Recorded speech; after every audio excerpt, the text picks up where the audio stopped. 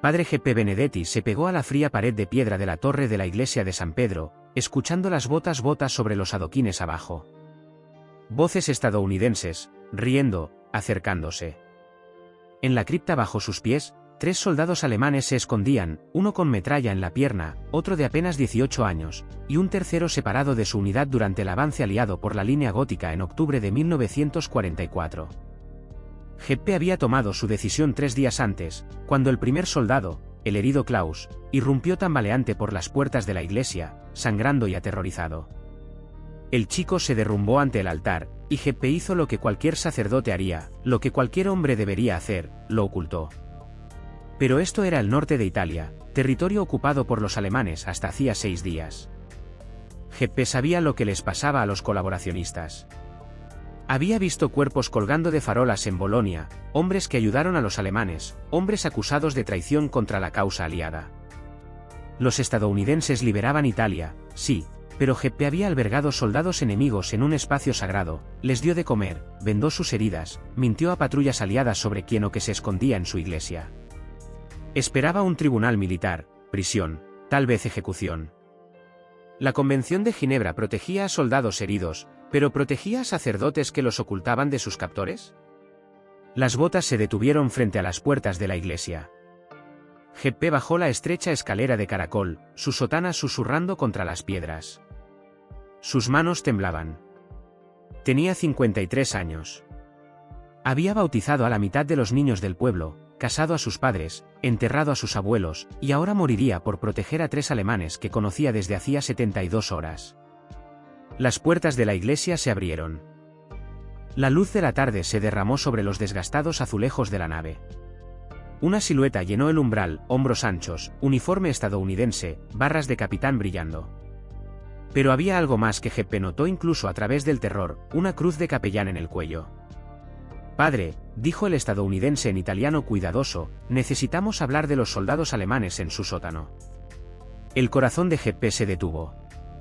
Lo sabían. Pero lo que ocurrió después desafiaría todo lo que creía sobre conquistadores y conquistados, sobre ejércitos y misericordia, sobre el precio de hacer lo correcto. El capellán estadounidense se llamaba Capitán Francis Duffy, aunque se presentaría 3 minutos después, tras el silencio más largo de la vida de G.P.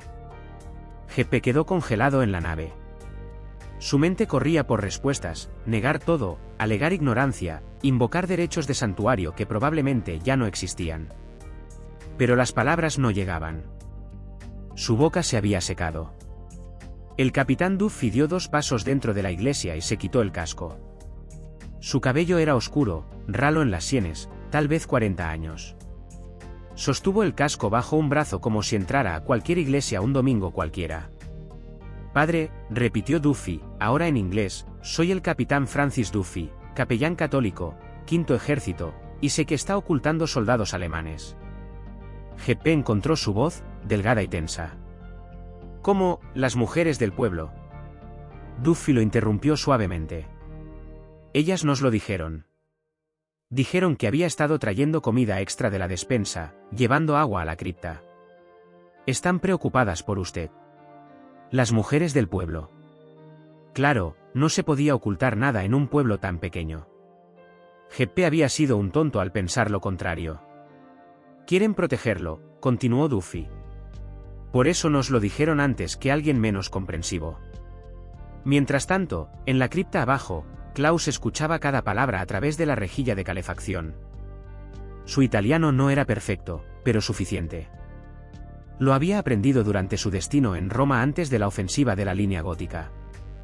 Suficiente para entender que el sacerdote que le salvó la vida estaba a punto de pagar por esa misericordia. Klaus presionó la mano contra su pierna herida, el vendaje que G.P. había cambiado esa mañana usando tiras arrancadas del paño del altar. El soldado más joven, Peter, estaba sentado a su lado, apenas respirando. El tercer alemán, un sargento mayor llamado Wilhelm, tenía los ojos cerrados, labios moviéndose en oración silenciosa. Habían hablado de escapar, intentar salir por el viejo túnel de drenaje de la cripta, pero Klaus no podía caminar más de una docena de pasos.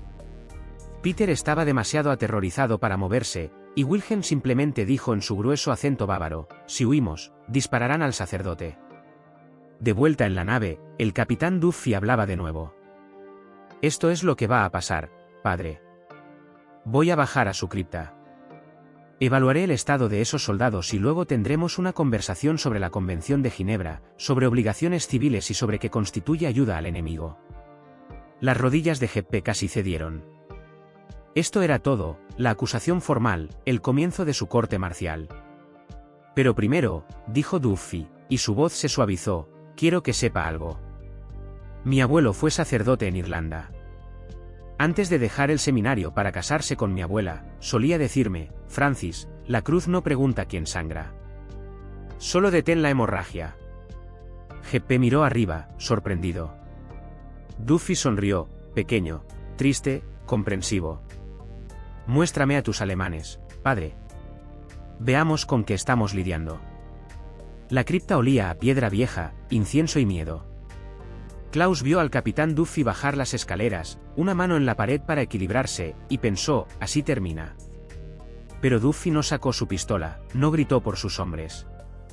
En cambio, se arrodilló junto a Klaus y examinó la herida de la pierna con eficiencia practicada. ¿Metralla?, preguntó Duffy en alemán. Klaus parpadeó. ¿Habla alemán?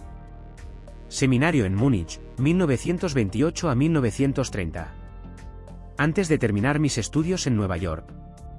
Duffy desenrolló el vendaje improvisado de Geppe con cuidado. Esto necesita tratamiento adecuado. ¿Cuándo ocurrió? Hace 4 días. Durante la retirada de... No necesito información táctica, hijo.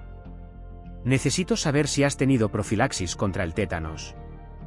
¿Hijo? El estadounidense lo había llamado hijo. Klaus balbuceó su historial médico mientras Duffy escuchaba, asentía y se volvió para examinar a Peter y Wilhelm. El joven soldado estaba deshidratado pero por lo demás sano. El sargento tenía disentería pero se recuperaba. Padre Benedetti, llamó Duffy escaleras arriba en italiano. ¿Le queda algún suministro médico? Polvo de sulfa, yodo. Usé el último yodo en la pierna de Klaus ayer, la voz de Geppe flotó abajo, aún temblorosa. El médico del pueblo me dio tabletas de sulfa, pero tenía miedo de pedir más sin explicar por qué. Duffy se levantó, sacudiéndose el polvo de las rodillas. Entiendo. Subió de nuevo a la nave.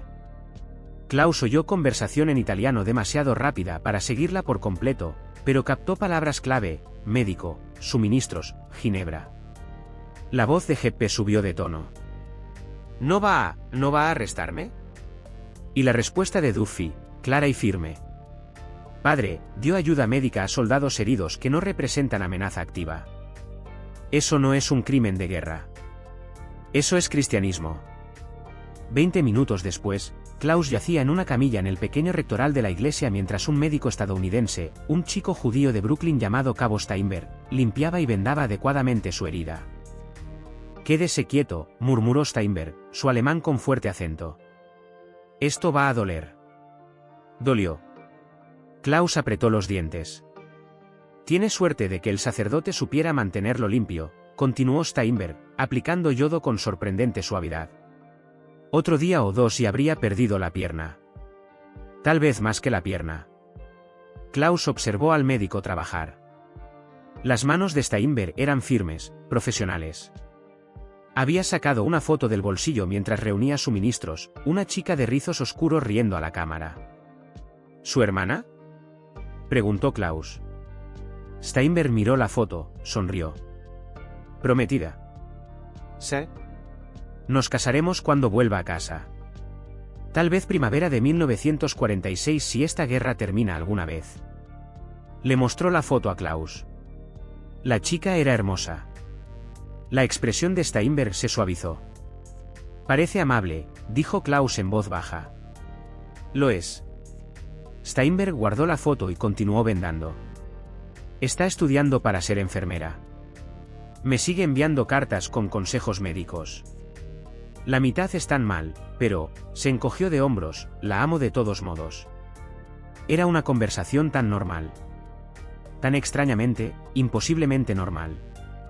Aquí estaba Klaus, un soldado alemán siendo tratado por un médico judío estadounidense que le mostraba fotos de compromiso.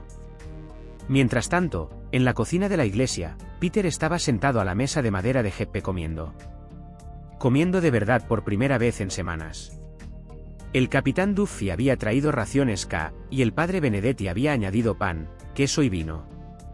No es mucho, se disculpó Jeppe, viendo a Peter devorar la comida. Es todo, dijo Peter con la boca llena de pan. Sus ojos estaban húmedos. No entiende. Hemos estado, no ha habido. No pudo terminar la frase. Duffy se sentó frente a él, deslizando su propio paquete de raciones sobre la mesa. Coma esto también, dijo. ¿Qué edad tiene? 17. 18 en diciembre. La edad de mi hijo. Duffy sacó su billetera mostrando una foto de un chico en uniforme de fútbol americano de secundaria. Kevin, en Filadelfia. Quería alistarse, pero le hice prometer terminar la escuela primero. Gracias a Dios esta guerra no durará lo suficiente para que vea combate. Peter miró la foto, luego a Duffy. Tiene un hijo de mi edad, y está siendo amable conmigo. ¿Por qué no lo sería? Porque soy el enemigo. Porque la voz de Peter se quebró. Porque estaba disparando a estadounidenses hace 3 días. Duffy estuvo en silencio un momento. ¿Entonces estabas disparando específicamente a mis hombres en este pueblo? No, estábamos en las montañas durante la retirada. Era caos. ¿Solo? Estabas siguiendo órdenes intentando sobrevivir. Duffy se recostó. Hijo, no te odio por haber nacido alemán. Odio lo que tu gobierno ha hecho, lo que te obligaron a hacer. Pero tú, eres un chico asustado atrapado en algo más grande que él, igual que mi Kevin lo sería si las circunstancias fueran diferentes. Esa tarde, el capitán Duffy se sentó en el pequeño estudio de Jeppe, explicando la situación en italiano cuidadoso mientras el sacerdote escuchaba, atónito. La Convención de Ginebra es clara, dijo Duffy. Civiles que proporcionan ayuda humanitaria a soldados heridos, independientemente de su nacionalidad, están protegidos. No los ocultó para ayudar al esfuerzo de guerra alemán. Los ocultó porque sangraban. Pero son el enemigo, dijo Jeppe débilmente. Nuestros enemigos. Corrigió Duffy en pasado. Encendió un cigarrillo, ofreció uno a Jeppe, que declinó. Padre, Alemania está acabada. Todos lo saben. La pregunta ahora no es cómo ganar la guerra que ya ganamos. La pregunta es qué tipo de paz queremos. Exhaló humo hacia el techo. El general Eisenhower nos dio órdenes muy específicas. Tratar a los prisioneros con dignidad. Seguir la Convención de Ginebra al pie de la letra. No porque seamos blandos, sino porque estamos planeando para 1946, 1947, 1948. Necesitamos que Alemania se reconstruya como aliada, no como enemiga permanente. Y eso empieza con cómo tratamos a soldados alemanes ahora. Jeppe absorbió esto lentamente. Está diciendo que mis acciones se alinean con su estrategia. Digo que sus acciones se alinean con la decencia humana básica, que casualmente también es estrategia inteligente. Duffy sonrió. Hizo lo correcto, padre, y me aseguraré de que nadie lo castigue por ello. Durante los siguientes 3 días, mientras Klaus, Peter y Wilhelm se recuperaban lo suficiente para ser transferidos a un campo de prisioneros adecuado, Jeppe presenció una docena de pequeños milagros. El cabo Steinberg traía raciones extra cada mañana. No solo raciones K, sino café, barras de chocolate, cigarrillos. Se sentaba con los alemanes en la cripta, enseñándoles frases en inglés mientras ellos le enseñaban maldiciones en alemán. Di esto, el café sabe a aceite de motor, instruyó Steinberg a Peter, que lo repitió con cuidado. ¿Eso es lo que dicen los estadounidenses?, preguntó Peter. Eso es lo que decimos sobre el café del ejército específicamente, sonrió Steinberg. El café civil es mejor. Cuando lleguen al campo de prisioneros en Roma, lo verán. Tienen café italiano de verdad allí. El ejército contrata con proveedores italianos. Ganarán peso. Klaus escuchaba esto con asombro. Les habían dicho que los estadounidenses matarían de hambre a los prisioneros, los trabajarían hasta la muerte en campos de trabajo. Pero aquí estaba Steinberg prometiendo café y aumento de peso. La segunda noche, el capitán Duffy trajo su radio portátil a la iglesia. La sintonizó en Armed Forces Radio, que tocaba a Glenn Miller. ¿Te gusta el jazz?, preguntó a Wilhelm, que había admitido tocar trompeta antes de la guerra. El rostro de Wilhelm se iluminó. Me encanta el jazz. Antes de 1933, antes de que lo prohibieran, tocaba en clubes de Berlín. Pasaron una hora escuchando swing estadounidense con Wilhelm explicando la complejidad técnica de los arreglos mientras Duffy asentía. Dos enemigos discutiendo música como viejos amigos en un café. Jeppe vio al capitán Duffy ayudar a Peter a escribir una carta a su madre en Baviera. Duffy explicó que la Cruz Roja la entregaría, que la familia de Peter sabría que estaba vivo y a salvo. No tiene que hacer esto, dijo Peter, llorando de nuevo. No tiene que ayudarme. Tu madre está muerta de preocupación, respondió Duffy. Si mi hijo fuera capturado, querría que algún capellán alemán lo ayudara a escribir a casa. Esperemos que si Kevin alguna vez necesita ayuda, alguien le muestre la misma bondad. Peter escribió la carta en alemán. Duffy no la leyó, no la censuró, solo la selló en un sobre y prometió pasarla al representante de la Cruz Roja. Jeppe preguntó después. ¿No se supone que debe leer su correspondencia por inteligencia? ¿Qué inteligencia podría proporcionar Peter? Es un adolescente asustado separado de su unidad. Duffy negó con la cabeza. La guerra terminó para estos tres. Déjenlos tener su dignidad. El tercer día, Steinberg trajo a un médico de verdad, el capitán Morris, cirujano del hospital de campaña. Morris examinó la pierna de Klaus a fondo, buscando infección. Buen trabajo aquí, padre, le dijo Morris a Jeppe. Vendaje limpio, técnica antiséptica adecuada. ¿Dónde aprendió medicina de campo? Del médico del pueblo y de la necesidad durante la ocupación alemana. Mucha gente necesitaba ayuda. Morris asintió. Pues su amigo alemán aquí conservará la pierna. Unos días más y habría sido complicado, pero se recuperará por completo. Klaus, escuchando este intercambio, sintió lágrimas en el rostro. Había esperado muerte o amputación. En cambio, un cirujano estadounidense elogiaba al sacerdote italiano que lo salvó y prometía recuperación total. Esa tarde, Klaus le dijo a Jeppe. No entiendo. Invadimos su país. Ocupamos su pueblo. Algunos de mis compatriotas probablemente lastimaron a gente que usted conocía. ¿Por qué me ayudó? Jeppe estuvo en silencio un largo rato, luego. Porque sangrabas en mi altar, y Cristo no le preguntó al buen ladrón qué ejército servía. Cuando llegó el camión para llevar a los alemanes al campo de prisioneros, el cabo Steinberg ayudó a Klaus a subir atrás, cuidadoso con la pierna herida. Campo de prisioneros 322 fuera de Roma, explicó Steinberg. 3 comidas al día, atención médica, privilegios de correo, actividades recreativas. Algunos incluso toman clases universitarias. No es hogar, pero no está mal. Wilhelm parecía escéptico. Clases universitarias en un campo de prisioneros. Seguro.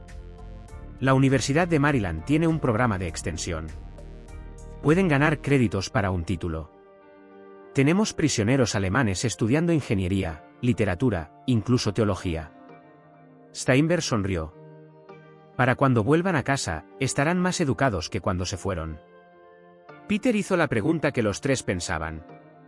¿Por qué? ¿Por qué tratarnos tan bien? La sonrisa de Steinberg se desvaneció. Miró al capitán Duffy, que había venido a despedirlos. Duffy respondió. Porque algún día esta guerra terminará. Y cuando lo haga, necesitamos que vuelvan a casa y le cuenten a todos cómo son realmente los estadounidenses.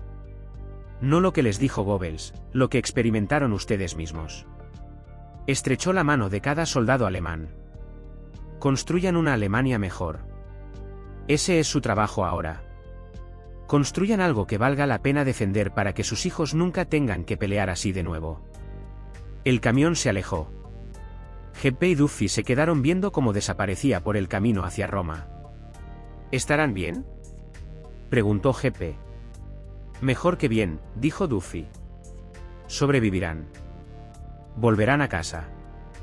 Y tal vez, solo tal vez, recordarán que los estadounidenses los trataron como seres humanos cuando no tenían que hacerlo. Esa tarde, GP y Duffy se sentaron en la iglesia compartiendo el último vino de GP. Necesito entender, dijo GP. He visto ejércitos toda mi vida. Austriacos, luego italianos, luego alemanes. Ninguno se comportó como ustedes. ¿Por qué los estadounidenses tratan así a los enemigos? Duffy consideró sus palabras con cuidado. Empieza desde arriba. El general Eisenhower y el general Marshall están pensando 20, 30 años adelante. Saben que ganaremos esta guerra. Pero ganar la guerra es fácil. Ganar la paz es difícil. Volvió a llenar ambos vasos. En 1918, ganamos la guerra contra Alemania. Luego los castigamos, los aplastamos, los humillamos, y 20 años después, tuvimos a Hitler. Marshall y Eisenhower estudiaron eso. Preguntaron, ¿y si hubiéramos tratado a los alemanes diferente? ¿Y si los hubiéramos reconstruido como aliados en lugar de enemigos? GP asintió lentamente. Entonces esto es estrategia. Es estrategia construida sobre valores, corrigió Duffy. La doctrina militar estadounidense dice que todo ser humano tiene valor inherente, no por su uniforme o nacionalidad, sino porque es humano. Nuestra Constitución dice que todos los hombres son creados iguales. Intentamos vivir eso incluso en guerra. Hizo una pausa. No me malentienda. Lucharemos duro. Mataremos cuando tengamos que hacerlo. Pero una vez que un soldado está herido, una vez capturado, una vez que no puede pelear más, vuelve a ser un ser humano, no un objetivo. Duffy sacó un documento gastado de su chaqueta, una copia de la Convención de Ginebra. Esto no es solo papel. Se prueba todos los días. Guardias estadounidenses que maltratan prisioneros son sometidos a corte marcial. Comandantes que lo ignoran son relevados. Lo hacemos cumplir porque creemos en ello. GP pensó en los fascistas italianos, las fuerzas de ocupación alemanas. Otros ejércitos no siguen estas reglas. No, acordó Duffy sombríamente. El trato alemán a prisioneros soviéticos es genocida. El trato japonés a prisioneros aliados, bárbaro. Lo sabemos y eso fortalece nuestra resolución de ser diferentes, de probar que la democracia produce mejores soldados, mejores ejércitos, mejores resultados. 3 semanas después de que los alemanes se fueron, GP recibió una carta a través de la Cruz Roja. Era de Klaus. La carta estaba en italiano cuidadoso. Klaus había encontrado a alguien para ayudarlo a traducir. Describía el campo de prisioneros 322, comida abundante, atención médica excelente, oportunidades educativas increíbles. Klaus tomaba clases de inglés y planeaba estudiar ingeniería al volver a Alemania. Pero un párrafo hizo llorar a GP. Padre, me enseñaron que los estadounidenses eran materialistas bárbaros sin alma. Me enseñaron que torturarían prisioneros, nos esclavizarían, destruirían nuestra cultura. En cambio, me devolvieron la vida. Trataron mis heridas, me alimentaron mejor que mi propio ejército en el último año de guerra. El cabo estadounidense Steinberg me mostró fotos de su prometida y me llamó amigo. El capitán Duffy ayudó a mi camarada a escribir a su madre. No entiendo esta América, pero estoy agradecido por ella. Cuando vuelva a casa, le contaré a todos la verdad, que estábamos profundamente equivocados sobre los estadounidenses. GP mostró la carta a Duffy en su siguiente visita. Duffy la leyó en silencio, luego dijo: Eso es por lo que luchamos. No solo victoria militar, corazones y mentes. La oportunidad de reconstruir Alemania como socia en lugar de enemiga. Duffy explicó los números como si contara una historia. Prisioneros alemanes en custodia estadounidense, 99% de tasa de supervivencia. Compárelo con prisioneros estadounidenses en campos alemanes, alrededor del 60% sobrevivió. Prisioneros soviéticos retenidos por alemanes, menos del 40% llegó a casa. Dejó que los números se asentaran. Estamos procesando unos 400.000 prisioneros alemanes solo por Italia. Otros 380.000 en campos en América. Todos alimentados según estándares de la Convención de Ginebra, mismas raciones que tropas estadounidenses. Todos recibiendo atención médica. todos autorizados a escribir a casa, practicar su religión, continuar su educación.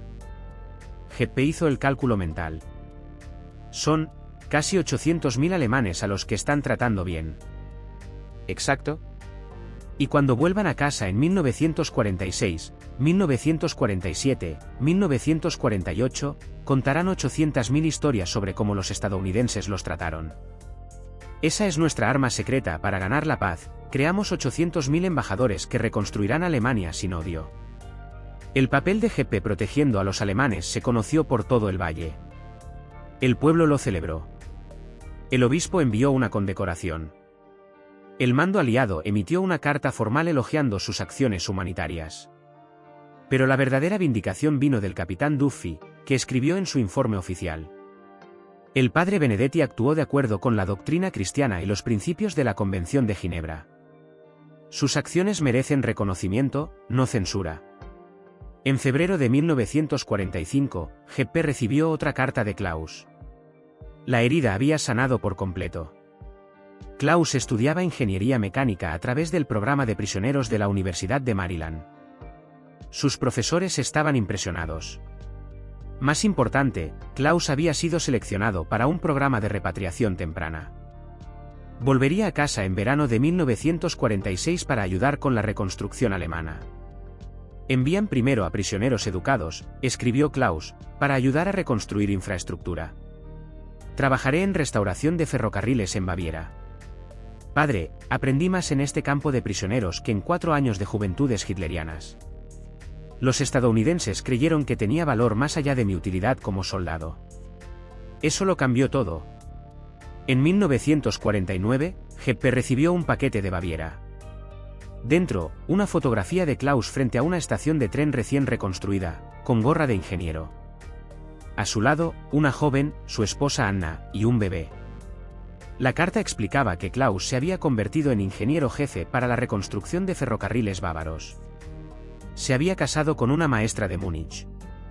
Habían nombrado a su hijo Geppe, en honor al sacerdote italiano que salvó la vida de su padre. Mi hijo crecerá en una Alemania aliada con América, escribió Klaus. Aprenderá que antiguos enemigos pueden convertirse en socios, que la democracia ofrece un camino mejor que el que siguió mi generación. Padre, salvó más que mi vida.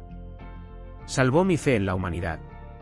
En 1965, Geppe, ahora de 74 años, recibió una visita en la iglesia de San Pedro. Un hombre de mediana edad con cabello gris, caminando con leve cojera, acompañado de un adolescente. Se abrazaron en la nave donde se conocieron por primera vez. Klaus lloró. Geppe lloró. El hijo de Klaus, Geppe Klaus, nombrado por el sacerdote, observaba, entendiendo algo profundo sobre perdón y gracia. Necesitaba que viera este lugar, le dijo Klaus al viejo sacerdote. Para entender que en el momento más oscuro de la historia, hubo hombres como usted y el capitán Duffy que eligieron la humanidad sobre el odio. Visitaron la tumba de Duffy. El capellán había muerto en 1958 en Filadelfia. Klaus había enviado flores al funeral. Ahora colocó flores en la tumba y le contó al joven Geppe sobre el estadounidense que los protegió a ambos. Era un buen hombre, dijo el viejo Geppe. Era un hombre estadounidense, corrigió Klaus suavemente. Y eso es lo que necesitaba entender. Que América produce hombres como él sistemáticamente, no accidentalmente. Que la democracia crea ese tipo de carácter.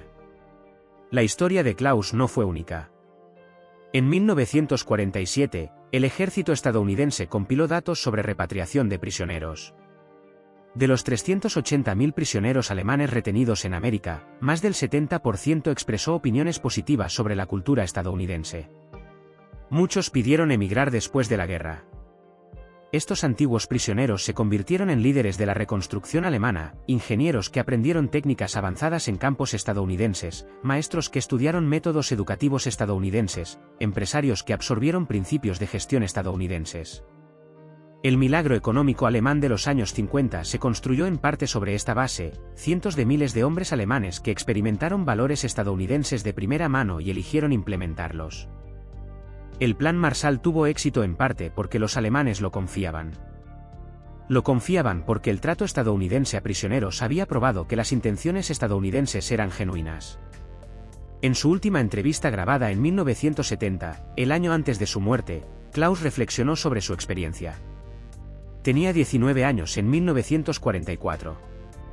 Me crié bajo el nazismo desde los 10. Todo lo que sabía del mundo estaba filtrado por esa ideología. Genuinamente creía que los estadounidenses eran corruptos, débiles, materialistas. Luego fui herido, aterrorizado, ocultado por un sacerdote italiano y capturado por un capellán estadounidense. Y todo lo que me enseñaron se expuso como mentiras. Los estadounidenses no eran débiles. Eran lo suficientemente fuertes para ser misericordiosos. No eran corruptos. Tenían principios que seguían incluso cuando era difícil. No eran materialistas. Compartían sus recursos con enemigos. El capitán Duffy dijo que planeaban para 1946, 1947, 1948. Tenía razón. Al tratarme bien en 1944, me convirtieron en socio para reconstruir Alemania como aliada estadounidense. Pasé 30 años implementando lo que aprendí de ellos. Mi hijo Jeppe es maestro ahora. Enseña a estudiantes sobre democracia, derechos humanos, los valores que hacen posible la civilización. Todo porque un sacerdote italiano y un capellán estadounidense decidieron que valía la pena salvarme. El padre Jeppe Benedetti tomó una decisión en octubre de 1944 que debería haberle costado todo. Ocultó soldados enemigos en su iglesia, les dio de comer, vendó sus heridas, mintió para protegerlos. El capitán Francis Duffy también tomó una decisión. Podría haber arrestado a Jeppe, sometido a corte marcial, hecho un ejemplo que advirtiera a otros civiles contra ayudar a combatientes enemigos. En cambio, ambos hombres eligieron la humanidad, y esa elección se extendió por décadas. Klaus volvió a Alemania y ayudó a reconstruir la nación como aliada estadounidense. Su hijo se convirtió en educador que enseñó valores democráticos. Sus nietos crecieron en una Alemania libre y próspera que se asocia con América en el escenario mundial. La lección más amplia es matemática: trata a 800.000 prisioneros con dignidad, y creas 800.000 embajadores para tus valores. Estos hombres volvieron a casa, contaron sus historias y reconstruyeron su nación basados en lo que aprendieron en cautiverio estadounidense. Las guerras las ganan soldados. La paz la ganan valores. América invirtió en ganar la paz mientras aún luchaba la guerra. Cada prisionero que recibió atención médica. Cada alemán que asistió a clases universitarias en cautiverio. Cada antiguo enemigo que experimentó el trato de la Convención de Ginebra. Todos se convirtieron en evidencia de que la democracia produce mejores resultados que la tiranía. La paz que América ganó en 1945 duró por las elecciones tomadas en 1944, pequeñas decisiones de vendar heridas, compartir raciones, mostrar fotos familiares, ayudar a escribir cartas a casa. Estas se acumularon en algo masivo, una Alemania reconstruida, aliada con América en lugar de hostil a ella. Jeppe y Duffy entendieron algo profundo: tus enemigos solo son enemigos hasta que cesan los disparos. Después de eso, son vecinos. Y vecinos que trataste bien se convierten en socios. Vecinos que brutalizas se convierten en amenazas permanentes. La alianza moderna entre América y Alemania existe porque hombres como Duffy y Jeppe eligieron misericordia cuando la venganza habría sido más fácil. El padre Jeppe Benedetti esperaba corte marcial por proteger a 3 soldados alemanes sangrantes. En cambio, encontró al capitán Francis Duffy, un capellán estadounidense que entendía que cómo tratas a los enemigos determina qué pasa después de la guerra.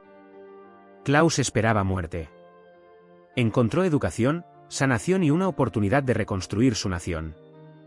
3 soldados alemanes aterrorizados, un sacerdote italiano, un capellán estadounidense. Y de ese pequeño momento en un sótano de iglesia vino una lección que resuena a través de 80 años: la humanidad trasciende el conflicto. Los valores perduran más que la violencia. Y la misericordia, más que la fuerza militar, gana la paz que importa. Si su familia tiene historias de prisioneros, alemanes, italianos, japoneses o aliados, compártanlas en los comentarios. Estas historias necesitan ser recordadas. La próxima vez, el soldado alemán que esperaba venganza y obtuvo un puesto de enseñanza. La historia de cómo los campos de prisioneros estadounidenses se convirtieron en universidades y por qué eso reconstruyó Europa.